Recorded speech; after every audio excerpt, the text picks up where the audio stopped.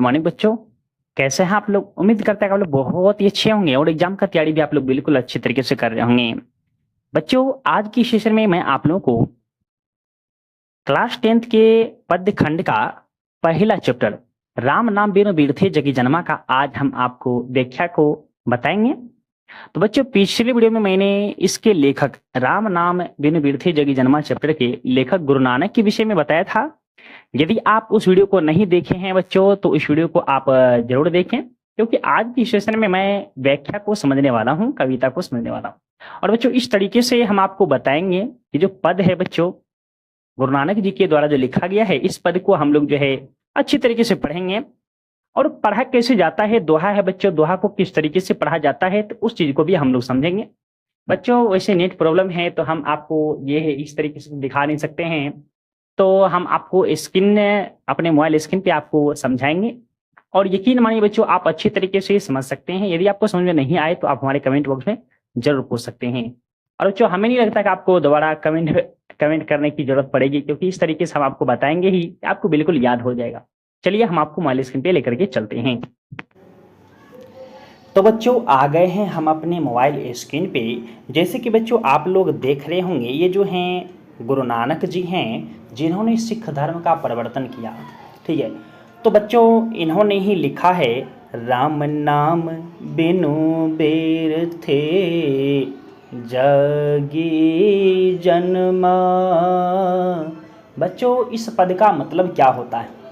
अर्थात राम नाम के बिना व्यर्थ है संसार में जन्म लेना। यदि आप संसार में जन्म लिए हैं और राम नाम नहीं जपते हैं तो आपका जन्म लेना व्यर्थ साबित होगा।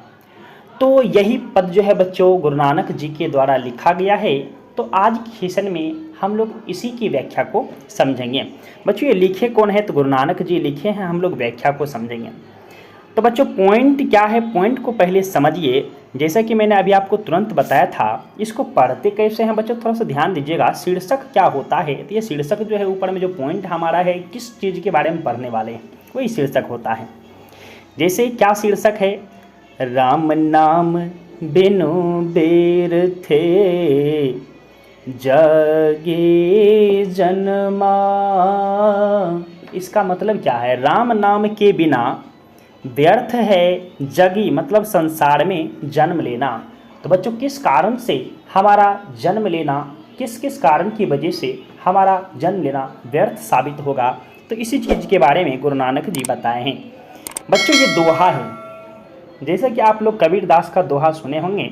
तो बच्चों, दोहा पढ़ा कैसे जाता है, तो मैं आपको पढ़ कर के एक बार बता देता हूँ, फिर आपको उनका एक एक करके अर्थ को समझाऊंगा। पहले एक बार पढ़ देता हूँ, ठीक है? आप लोग ध्यान से सुनिएगा कि पढ़ते कैसे हैं। बच्चों, दोहा है, देखिएगा। राम नाम बिनु बेर थे जागे जन्मा। बिखु खावे बिखु बोले बिनु नावे निफल मटी भरम ना। बिनु नावे निफल मटी भरम ना। अगला दोहा है बच्चों। पुस्तक पाठ व्याकरण बखाने संध्या कर्म निकाल करे। बिनु गुरु शब्द मुक्ति कहाँ परानी। राम नाम बिनु अरुझि मरे। राम नाम बिनु अरुझि मरे। अगला है दंड कमंडल शिखा सूत धोती तीर्थ गौनति भरमनु करे। राम नाम बिनु शांति न आवे। जपि हरि हरि नाम सुपारी परै। जपि हरि हरि नाम सुपारी परै। अगला दोहा है बच्चों। जटा मुकुट तन भस्म लगाई बसन छोरी तन नगन भया। जय तेजिय जंत जल थल महियल जत्र तत्र तू सरब जिया। जत्र तत्र तू सरब जिया। लास्ट में है गुरु परिसादी राखिले जन को, हरि रस नानक झोल पिया। तो बच्चों इसके अर्थ को अब हम लोग एक एक करके समझेंगे। देखिए मैं आपको अर्थ को बताता हूँ, ध्यान दीजिएगा। कहते हैं राम नाम बिनु बेर थे जगी जन्मा, यानी इसका मतलब होता है कि राम नाम के बिना व्यर्थ है जग में अर्थात संसार में जन्म लेना। उम्मीद है यह लाइन आपको समझ में आया होगा। यानी गुरु नानक जी कहते हैं कि रे मानव, यदि तुम राम नाम नहीं जपते हो तो तुम्हारा संसार में आना या जन्म लेना व्यर्थ साबित होगा। राम नाम के बिना भिखु खावे भिखु बोले, बिनु नावे निफलु मट्टी भरमना।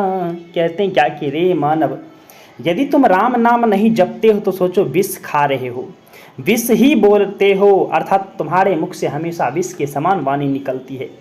बिनु नावे यानी बिना नाम के अर्थात बिना राम नाम के निष्फल, निफलु मतलब निष्फल, मति भ्रमना, हमारी मति जो है बुद्धि भ्रमण करती रहती है। तो गुरु नानक जी कहते हैं कि यदि आप राम नाम नहीं जपते हैं तो आपका जन्म लेना व्यर्थ है। आप राम नाम के बिना विष खाते हैं, विष बोलते हैं, बिना राम नाम के आपकी बुद्धि भटकते रहती है या भटकते रहेगी। अगला पंक्ति है पुस्तक पाठ व्याकरण बखाने, संध्या कर्म निकाल कर। इसका मतलब क्या?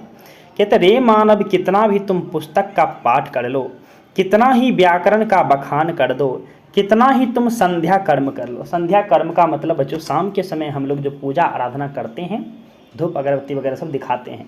निकाल का मतलब होता है त्रिकाल, त्रिकाल का मतलब होता है तीन समय, तीन समय का मतलब होता है सुबह दोपहर शाम। कहते हैं कि रे मानव, कितना ही तुम पुस्तक का पाठ पढ़ लो, कितना ही व्याकरण का बखान कर दो, कितना ही संध्या कर्म कर लो, अर्थात सुबह दोपहर शाम कितना ही तुम संध्या कर्म कर लो, बिनु गुरु शब्द मुक्ति कहाँ परानी, राम नाम बिनु अरुझि मरे। कहते हैं कि रे मानव, कितना ही तुम पुस्तक पढ़ लो, व्याकरण का बखान कर दो, संध्या के समय निकाल कर लो, बिना गुरु शब्द का मुक्ति मिलने वाला कहाँ है प्राणी। यदि तुम राम नाम नहीं जपोगे ना तो तुमको मुक्ति नहीं मिलेगा। राम नाम के बिना उलझ करके मर जाओगे, जैसे मछली जाल में फंस करके मर जाती है, उसी तरह से तुम भी यदि तुम राम नाम नहीं जपोगे तो तुम भी सांसारिक मोह माया में उलझ करके मर जाओगे। अगला क्वेश्चन बच्चों, सॉरी क्वेश्चन अगला पॉइंट है, समझिएगा। तो बाहरी आडंबर, कितना लोग जो है दिखावा करते हैं, सच्चे हृदय से भक्ति करने के बजाय, राम कीर्तन करने के बजाय दिखावा करते रहते हैं। उनके बारे में गुरु नानक जी कहते हैं दंड कमंडल शिखा सूत, धोती तीर्थ गौनवती भरमनु कर। रे मानव, कितना तुम दिखावा करते हो, हाथ में डंडा ले लिए हो, कमंडल ले लिए हो, टीक बढ़ा लिए हो। शिखा का मतलब टीक होता है, सूत का मतलब जनेऊ होता है। देखते होंगे बच्चों पंडित वगैरह को जो जनेऊ पहनते हैं। कहते हैं कि रे मानव, कितना दिखावा करोगे, कितना आडंबर दिखा रहे हो। डंडा ले लिए हो हाथ में, कमंडल ले लिए हो, टीक बढ़ा लिए हो, जनेऊ पहन लिए, धोती पहन कर के तीर्थ यात्रा पर निकल गए हो, बहुत भ्रमण कर रहे हो। ये सब करने से क्या मिलेगा रे मानव? ये सब दिखावा करने से तुमको क्या मिलेगा? यदि तुम राम नाम बिनु शांति न आवे, जपि हरि हरि नाम सुपारी परे, जपि हरि हरि नाम सुपारी परे। कहते हैं कि यदि तुम राम नाम नहीं जपते हो ना, या राम नाम के बिना रे मानव तुमको शांति नहीं मिलने वाला है। तुम जो दिखावा कर रहे हो इससे तुमको कुछ प्राप्त होने वाला नहीं है। यदि तुम राम नाम नहीं जपोगे ना तो तुमको शांति नहीं मिलेगा। यदि तुम हरि का नाम जपोगे, जपि हरि हरि नाम सुपारी पड़े, यदि तुम हरि का नाम जपोगे रे मानव तो तुम भवसागर पार हो जाओगे। देख रहे हैं बच्चों राम नाम में कितना पावर है कि राम नाम के बिना शांति नहीं मिलेगा। यदि तुम राम नाम जपोगे तो भवसागर पार हो जाओगे, अर्थात मोह माया के जाल से मुक्त हो जाओगे। अगला है जटा मुकुट तन भस्म लगाई, बसन छोरी तन नगन भया।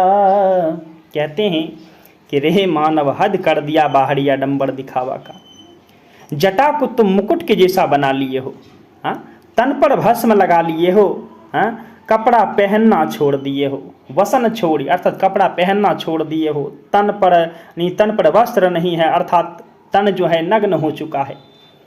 रे मानव कितना दिखावा करोगे। गुरु नानक जी कहते हैं कि कितनी आडंबर कर रहे हो, दिखा रहे हो, हाँ, जटा को तुम मुकुट के जैसा बना लिए हो, तन पर भस्म लगा लिए हो, कपड़ा पहनना छोड़ दिए हो, नग्न होकर के भटक रहे हो, ये सब क्या है। कहते हैं जय तेजिय जंत जल थल महियल, जत्र तत्र तू सरब जिया, जत्र तत्र तू सरब जिया। कहते हैं जितने भी जीव, जिया मतलब जीव, जंत मतलब जंतु, जितने भी जीव जंतु जल में, थल पर, पृथ्वी पर, महियल का अर्थ पृथ्वी होता है, यहाँ वहाँ सब जी रहे हैं ना, सर्व जिया सब जी रहे हैं, सब प्रभु श्री राम की कृपा से ही जी रहे हैं, तुम्हारी कृपा से नहीं जी रहे हैं। रे ढोंगी, ढोंगी ही कहा जाए एक तरह से, दिखावा करने वाले को ढोंग कहा जाता है। तो यहाँ पे गुरु नानक जी बता रहे हैं कि तुम राम कीर्तन करो, राम भगवान की भक्ति करो, दिखावा करने से तुमको कुछ मिलने वाला नहीं है। जितने भी जीव जंतु जी रहे हैं जल में, थल पर, पृथ्वी पर, सब प्रभु की कृपा से ही जी रहे हैं। लास्ट में बताते हैं गुरु नानक जी, गुरु परिसादी राखिले जन को, हरि रस नानक झोली पिया। कहते हैं नानक जी, गुरु नानक जी कहते हैं कि जो कोई मानव गुरु प्रसाद के रूप में रख लेते हैं, जो कोई मानव गुरु प्रसाद के रूप में रख लेते हैं किसको, हरि कीर्तन को, जो हरि कीर्तन को, राम कीर्तन को प्रसाद के रूप में रख लेते हैं और घोल पी लेते हैं, अर्थात राम नाम का घोल, झोली मतलब घोल होता है, पिया अर्थात झोली पिया मतलब घोल पी लिया। कहते जो कोई मानव गुरु प्रसाद के रूप में राम कीर्तन का घोल पी लेते हैं वही हरिरस का पान करते हैं। अर्थात हरिरस का मतलब बच्चों हरि कीर्तन, अर्थात हरि कीर्तन करने के बाद, राम कीर्तन करने के बाद जो हरिरस प्राप्त होता है, अर्थात प्रभु का आनंद जो प्राप्त होता है, वह अनुभव उसी को प्राप्त होगा जो हरि कीर्तन में लीन हो जाएंगे। तो बच्चों उम्मीद है यह टॉपिक आपको अच्छे तरीके से समझ में आया होगा। यदि समझ में आया है तो एक कमेंट बॉक्स में ज़रूर कमेंट करें, हमें आपके कमेंट से बहुत मोटिवेशन मिलेगा। और वीडियो अच्छा लगा है तो वीडियो को लाइक ज़रूर करें और शेयर ज़रूर कर दीजिए, ताकि आपके दोस्त लोग भी अच्छे तरीके से तैयारी कर सकें और वह भी बोर्ड एग्जाम में एक अच्छा मार्क्स ला सके।